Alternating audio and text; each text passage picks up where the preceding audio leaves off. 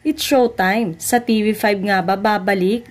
Naging usap-usapan sa isang Facebook page ang di umano'y pagtatapos ng It's Showtime sa GMA Network ngayong taon dahil matatapos na umano ang kanilang kontrata dito. Kung ire-renew man daw sila ay hindi pa natin alam kahit may umuugong na balitang mukhang hindi na.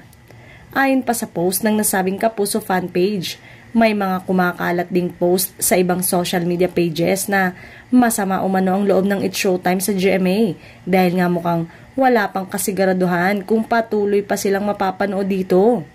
Meron ding nababasa na maaari itong bumalik sa TV5 kung ganito nga ang mangyayari.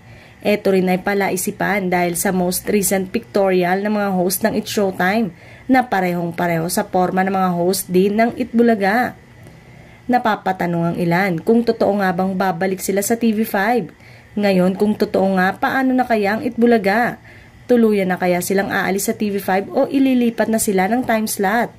Sa ngayon ay tikom pa din ang bibig ng ABS-CBN maging sa GMA at mga host nito sa kabila ng balitang napipintong pagtatapos ng kontrata sa GMA.